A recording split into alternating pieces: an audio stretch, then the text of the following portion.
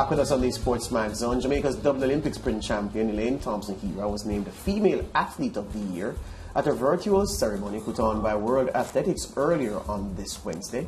Thompson-Herah she has been peerless in 2021. At the Tokyo Olympics, she made history, becoming the first woman to ever defend the sprint double. She later took things up a notch post-Olympics, dominating the Diamond League season to win her third Diamond Trophy. Now, astonishingly, the 29-year-old Manchester native logged 9 sub-10.80 seconds clockings for 100 meters in 2021. Meanwhile, the Norwegian Karsten Warholm was rewarded for an epic season capped by a jaw-dropping world record run to land the gold in the 400 meters hurdles at the Tokyo Olympics. Now, joining us in this segment is our track and field expert, Leighton Levy. Hello, Leighton. George, what's up? Nice glasses, man. Welcome to the world of the half-blind. I must disappoint you, my friend. It's only a prop. Yeah, fair enough. There you go, my friend. You know, during the Olympics, Leighton, that we worked together doing the hard yards on some tough shifts, but doing it because we realized the people around the region wanted to see quality coverage. The word I used, I recall, to describe what Karsten Warholm did, I think I trumped for epochal, because you hear the regular adjectives, and I didn't want to use a regular adjective to describe what this man had done, because it was, when we look back, we're going to remember that time, that race was the moment that marked a shift in how people trained for the 400 meters hurdles and what people thought was possible in the 400 meters hurdles. And I know that Elaine will take up the bulk of the discussion, but let's get Karsten Warholm out of the way. For what he did at the Olympics alone, Leighton, if he went home and had a lie down after that up to this point, he would still deserve the Male Athlete of the Year award, you would say. Absolutely. I mean, and I said it, I think it was the performance for me, the individual performance of the Olympic Games, because as I think I've said it when we did a previous interview, my jaw's still on the floor. 45.9 is a time we usually equate with guys running, emerging guys running the flat 400. This guy took it to a level that nobody's ever seen before. And that is why I thought, everybody I've spoken to, athletes who have been at the Olympic Games, athletes who were not at the Olympic Games, coaches, every single person who I've asked, who was or what was the most outstanding performance for you at the Olympic Games? Beyond Elaine Thomspon-Herah's accomplishment, to a man and woman, it was Karsten Warholm. Crowds us to 23.3, and that was a new world record, of course, adding to his world indoor record, and that was fantastic. So, but man has thrown 23 meters before. Nobody has run 45 before over 400 meter hurdles. It was the premier event of the year. As long as I live, I will never forget that race, and that's how astonishing and astounding, and as you said, epochal. It was transformational in terms of the event at the Olympics. Yeah, usually it takes a lot to stun guys like yourself, given how closely you follow track and field, so you can see an athlete's progression, and you will have in your head an idea of where the ceiling of an athlete's potential is at a point in time. But even with all your gadgets and your tracking and your forecasts and your predictions, Leighton, I doubt even you would have thought that a human being, could take his body into that territory on that big stage with that much pressure. No, listen, Hubert Lawrence and I had a conversation. I also had a conversation with Otto Bolden about it. And we all came to a region of somewhere between 46.5 and 46.3. Given that we expected Rai Benjamin to push him. He went almost half a second beyond that. That's ridiculous in terms of what he was able to accomplish. He himself said it today, that when he saw the time, he thought it was a mistake, because 45.9 is a time that you don't equate with the 400 meter hurdles. You remember Kevin Young held his record for almost 30 years of 46.78, and Warholm took it to 46.70 before the Olympics. It was in June that he took it to 46.70. So we're thinking, maybe 0.3 of a second faster being pushed. Not in any circumstances we ever believed that we would ever see 45. It was, it's still hard to wrap your mind around the performance. Just that's how outstanding it was. Yes, and Leighton, it's time to talk now about the woman of the hour, and the woman that we'll be talking about for some time.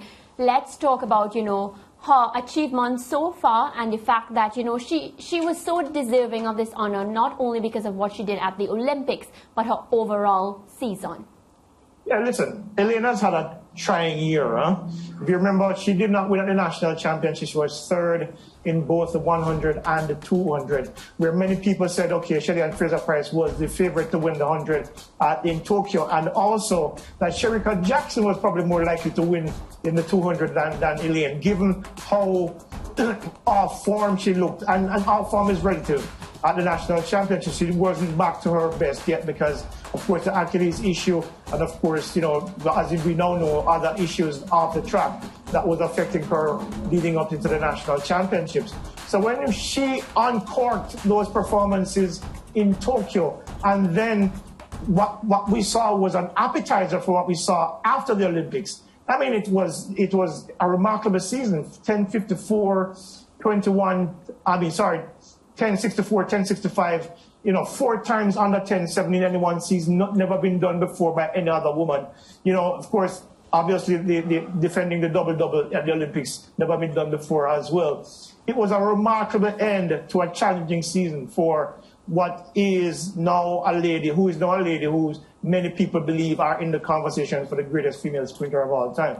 Yeah, and Leighton, you know, when she received the award, she spoke about no spikes being hung up anytime soon. And I think, you know, it's only fair that we recognize how good Elaine is for the sport, how good she is for the other athletes as she continues to push that level. Yeah, of course. Elaine is nowhere close to retirement. You know, she's not Flojo who's quit after 1988 at the peak of, supposedly peak of her career. But Elaine Thompson is now in her prime.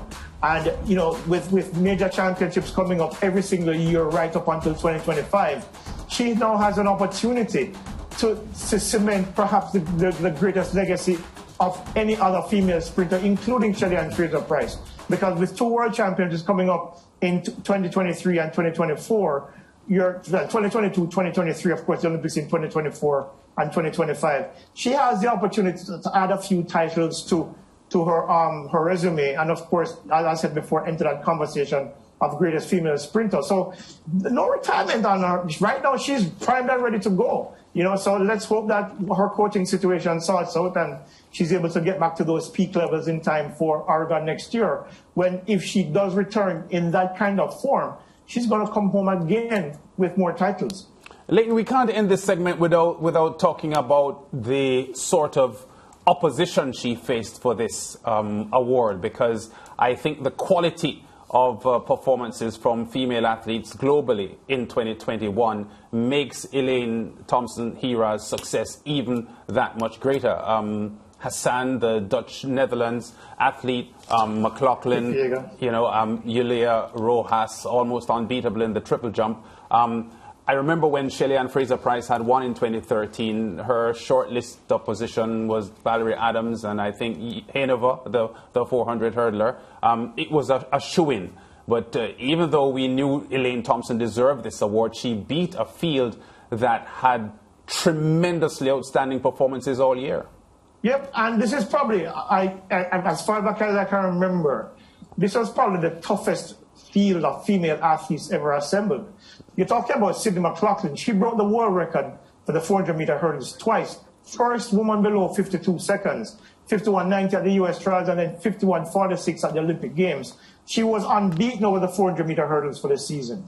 Right? You're looking at, you mentioned Yulma Rojas. Had it not been for that ridiculous final 3 rule, where Shanika Ricketts emerged victorious in that Diamond League meet, she would have gone unbeaten for the season, and then, of course, added the world record of 15.67 to her resume, of course, this season, which I think she's going to probably break again in the near future. Faith Kipyegon has had an outstanding year in the 1500 meters. National record for Kenya, of course, Olympic title, and was imperious over 1500. I mean, Sifan Hassan, who tried to challenge her in the 1500, ended up third because Kipyegon is just so fast. Won the 5,000 and the 10,000 meters at the Olympic Games and broke the world record for the 10,000 meters, even though it lasted only a few days before Gide broke it. And of course, you know, as I mentioned Ross before, you're looking at a class of field that was, any of these ladies, in my mind, could have won this. I remember we had a previous discussion about this, and George actually challenged me on this. But when you look at the quality of the athletes that were assembled against Elaine, it makes what she accomplished, it makes the voting, you know, who people who put over the top. And it makes the award so much more special because it was an intensely quality field of performance. And you can't, any of those ladies would have won. I don't think there would have been much complaint either way. Yeah, and when you look at Camacho Quinn, who was undefeated the entire year and became the fourth fastest all-time at 12:26, did not make the short list. That tells you about how tough the competition was. All right, Leighton. Well, that's it for your segment. Thank you so much. We'll chat again. Leighton Levy there, our track and field expert. Well, track and field lovers, don't forget that On The Line returns later today. That's 6 p.m. in Jamaica, 7 Eastern Caribbean time on SportsMax.tv as well as our YouTube channel. Today's edition features Jamaican track and field head coach Mike Oliver. Here's a look of what to expect in today's show. Coach at Warholm was a coach to outstanding guys called Raymond Panton and Steele. They went to Cardiff, they both got medals. And I also coached cricket at people like Patrick Patterson was my cricket find because he used to attend Happy Grove in the country and his cousin said, Coach, the boy good, take the boy. But Wilmer's was the prestigious boys' school in cricket and they never used to recruit. I spent 6 weeks begging the principal to take him. I told him he was a very good shot put thrower and a discus thrower. I didn't tell him he was a cricketer. So after 6 weeks, he kind of agreed and I took him in. And Patrick Patterson started his high school, his urban career. All right, so I know I said he's a Jamaican. We're trying to claim him here in Jamaica, but just a correction, he's a Vincentian. And we look forward to hearing what he has to say. Quick break and we'll be back.